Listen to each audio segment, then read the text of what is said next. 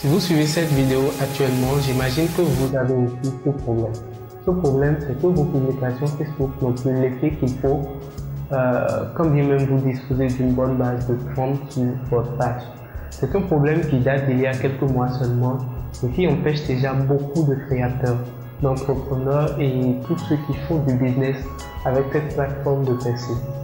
Moi-même, j'ai été longtemps confronté à ce problème avant de pouvoir décider pour une fois de bon de concentrer toute mon énergie sur le problème pour tenter de trouver une solution appropriée. Quand on essaie de faire un peu la recherche sur Google ou dans d'autres forums du net, on a l'impression que le problème d'acquisition de fonds est passé de bord et a laissé place à ce problème plutôt plus pertinent et qui parfois agit même émotionnellement sur l'entrepreneur.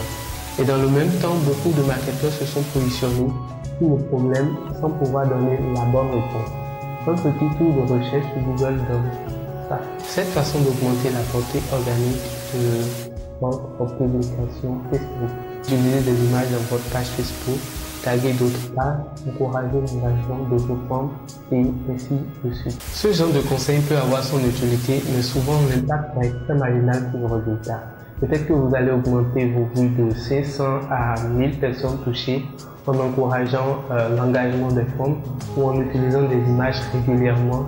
Mais même dans ces cas, vous vous demandez qu'est-ce qu'aurait été la bonne manière de créer de l'engagement ou de publier des images parce que vous avez testé déjà plein de choses qui n'ont pas marché. Franchement, ce n'est pas ce qui va vous faire exploser. D'ailleurs, aucun gourou de Facebook ne dépend de cette astuce. Les conseils que vous donnent généralement les vrais entrepreneurs qui usent de cette plateforme pour arrondir leur chiffre d'affaires, c'est identifier le problème dû de votre cible, créer des publications originales et instructives, puis le reste suivra. Le problème ici, c'est qu'il ne suffit plus de produire de très bons contenus pour voir sa page Facebook se développer. L'algorithme de Facebook a énormément évolué. Il y faut maintenant un travail de fond, mais aussi de forme et sur le contenu mis en publication. Tellement le système change de couleur qu'on a l'impression que Facebook ne veut plus profiter aux créateurs qui n'investissent rien dans la publicité. Et même quand on considère que ceux qui comptent pour Facebook, c'est aider les autres à rester connectés et les rapprocher de ces personnes qui comptent pour eux, on se demande bien qu'est-ce qu'aurait été ce réseau sans les différentes initiatives d'entreprises face à ces créateurs qui font de la plateforme un espace magique de découverte et d'apprentissage au-delà des simples relations sociales. Mark Zuckerberg lui-même reconnaît qu'il existe de nombreuses communautés très unies autour des émissions de télévision et des équipes sportives. Nous avons vu des gens s'interagir plus autour des vidéos en direct que des vidéos ordinaires. Certaines nouvelles nous aident même à amorcer des conversations sur des questions importantes. Mais pour lui, regarder des vidéos, lire les nouvelles ou obtenir une mise à jour de page n'est qu'une expérience passive. Ah vrai. Moi, j'aime pas me prononcer sur ce sujet parce qu'en tant que community manager, ce gros changement orchestré par Facebook a agi sur mon travail et a touché mes revenus. Et je ne suis pas le seul, j'imagine que vous aussi, vous êtes dans le cas où vous ne tirez plus vraiment profit de vos investissements sur cette plateforme à cause de ce problème d'algorithme. Aujourd'hui, seulement quelques curieux savent comment s'y prendre réellement. Mais si vous êtes un simple Facebooker, une simple personne qui fait un usage de Facebook, et bah voilà, faites du bon contenu et débrouille-toi. C'est tout aussi pour ça que les pages Facebook présentent presque les mêmes schémas de contenu. Parce que quand vous n'êtes pas sûr du côté duquel le miracle viendra, le plus sûr c'est de trouver ce qui marche déjà et de le continuer. Malheureusement, ce type d'inspiration reste généralement à la surface sans tenir compte des vrais facteurs qui agissent aujourd'hui dans la croissance des pages sur Facebook. À quoi donc s'attaquer alors?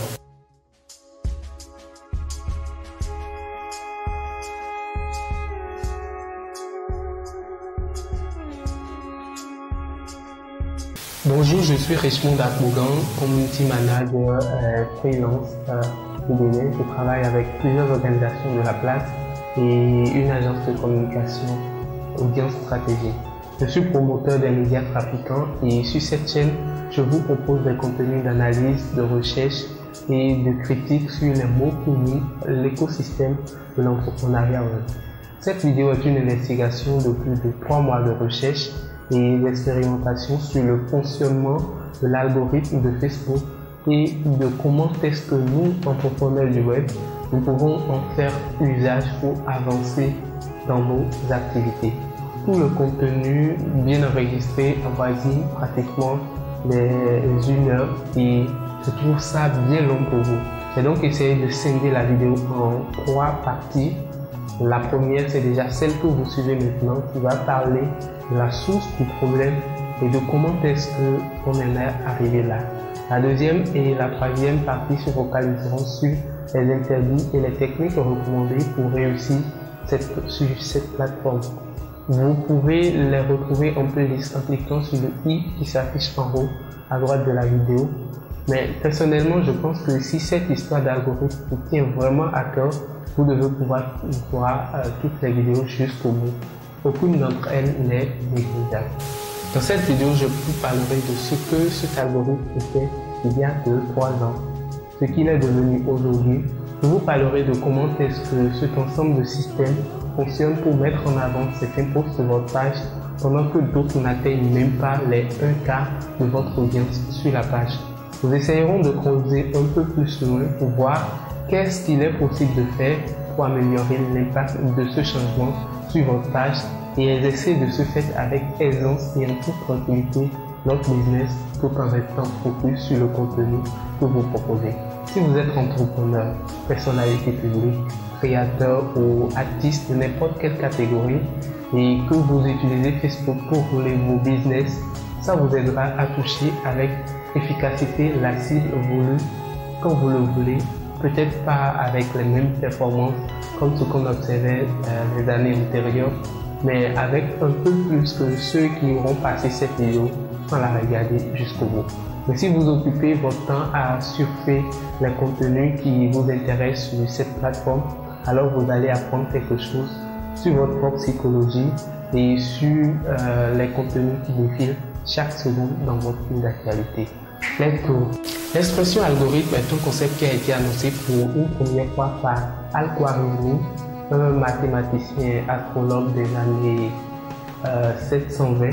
Étymologiquement, l'expression peut être assimilée à 2 mots grecs, arithmos qui veut dire calcul et l'autre qui signifie une manière de faire tellement longue et difficile à faire à la main qu'il en devient douloureux. Donc algo en grec qui veut dire douleur.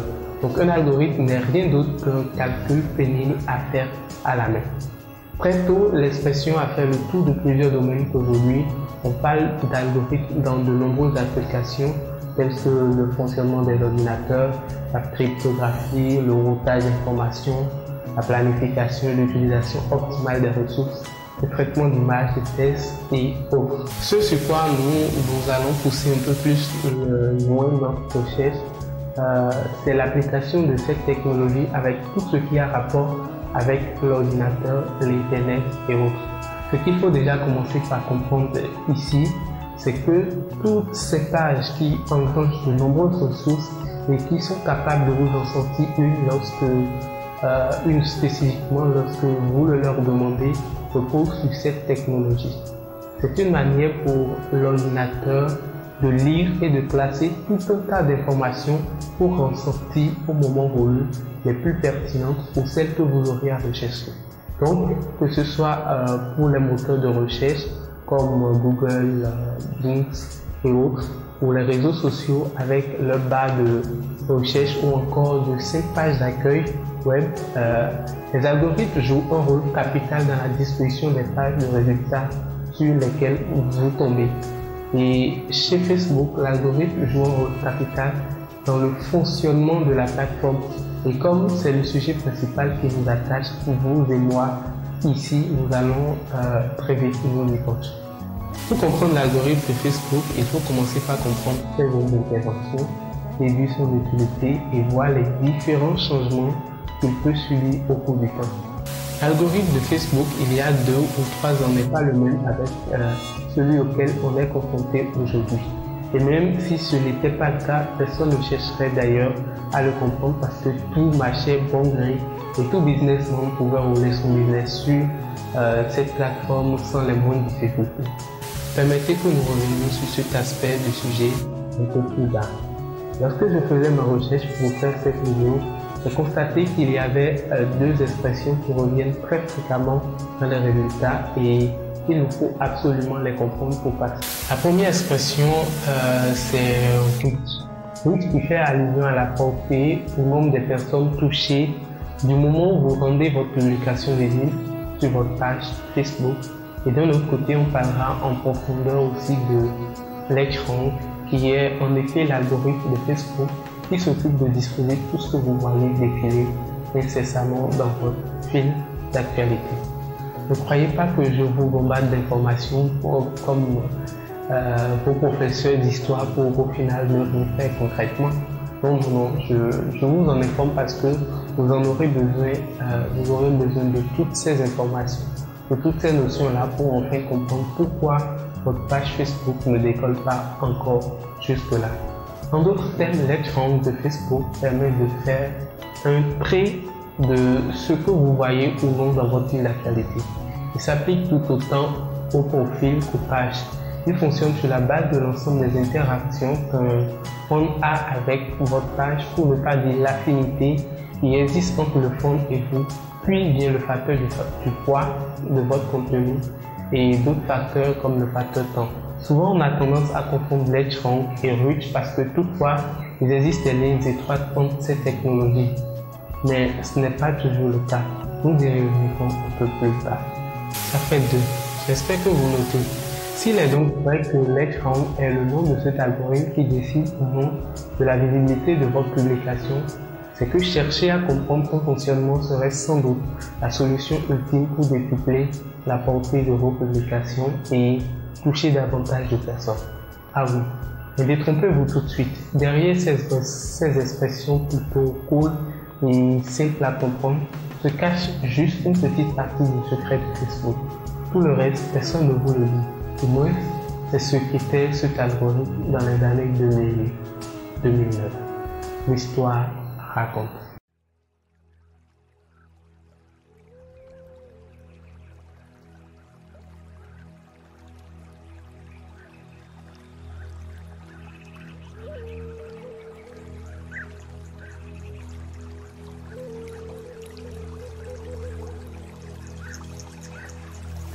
L'histoire raconte.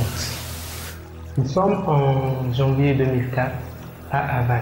Mark Zuckerberg, après une année d'essais et de tests sur différents projets connexes à son idée de réseau social, dépose le nom de domaine tfacebook.com pour lancer son service.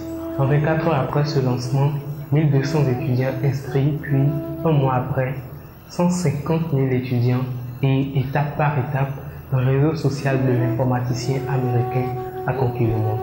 En septembre 2006, pendant que le réseau commence à trouver stabilité, Zuckerberg et son équipe ont imaginé un puissant outil de classement des messages et actualités que doit voir l'utilisateur de cette plateforme, puisqu'étant connecté à plusieurs pages, plusieurs groupes et à plusieurs amis. On parla donc des fils d'actualité avec le premier algorithme de Facebook, LedgeRank.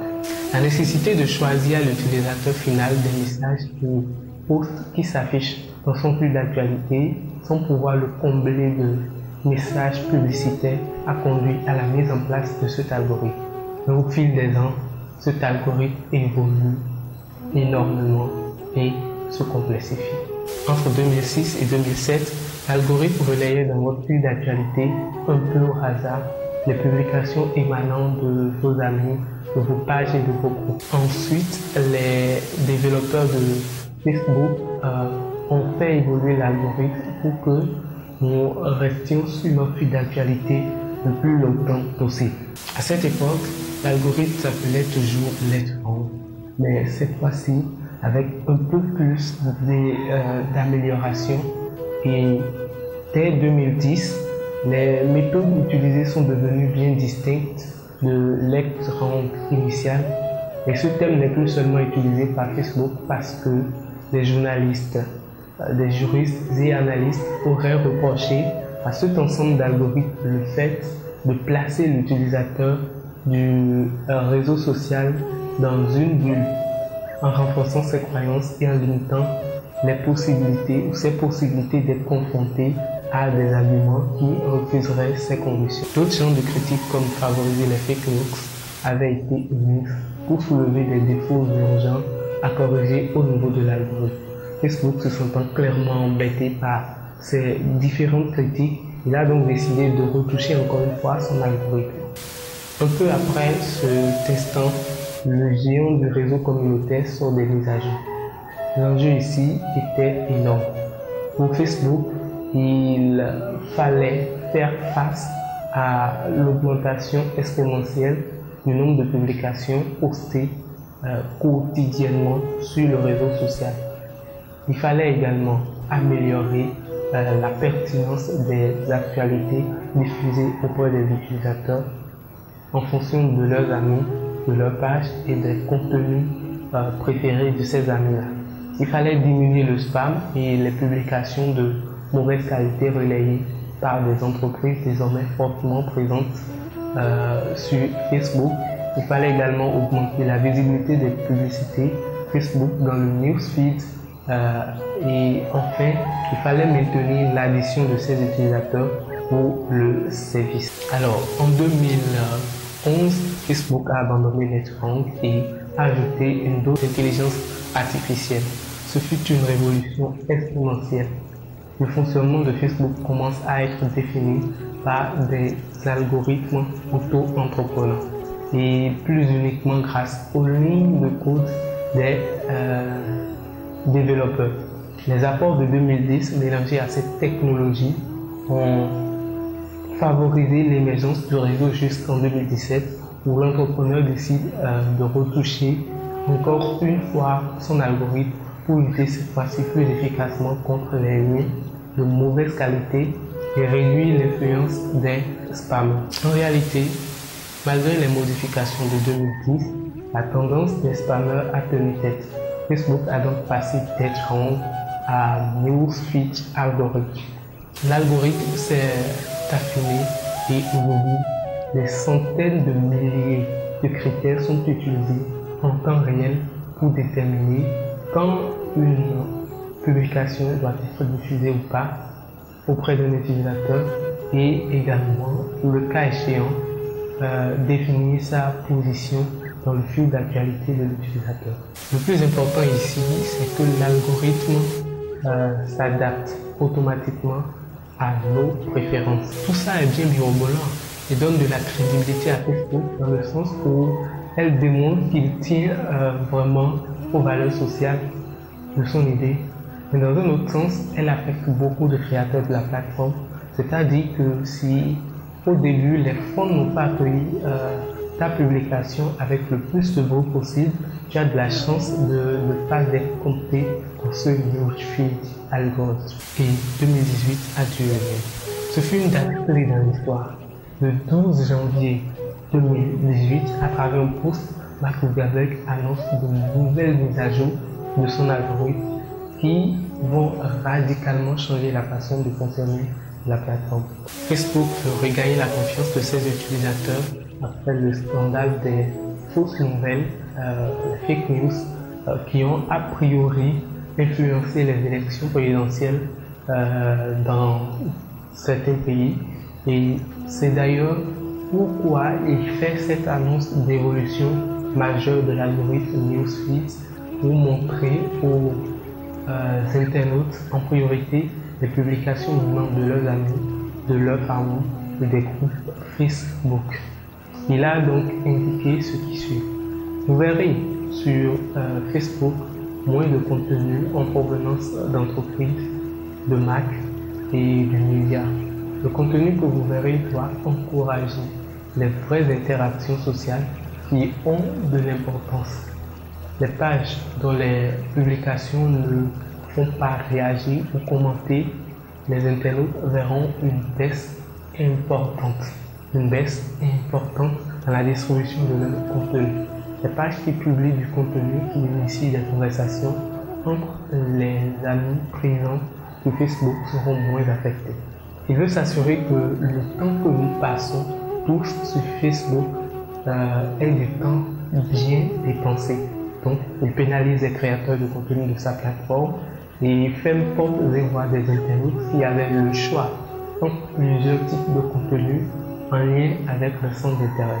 Le point clé à retenir dans tout ça, c'est que votre contenu doit susciter des conversations.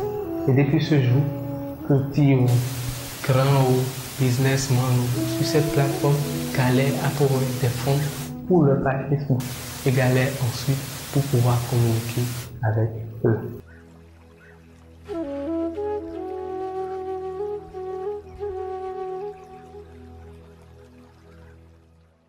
Leçon tirée de l'histoire, vous êtes le mieux placé pour le dire.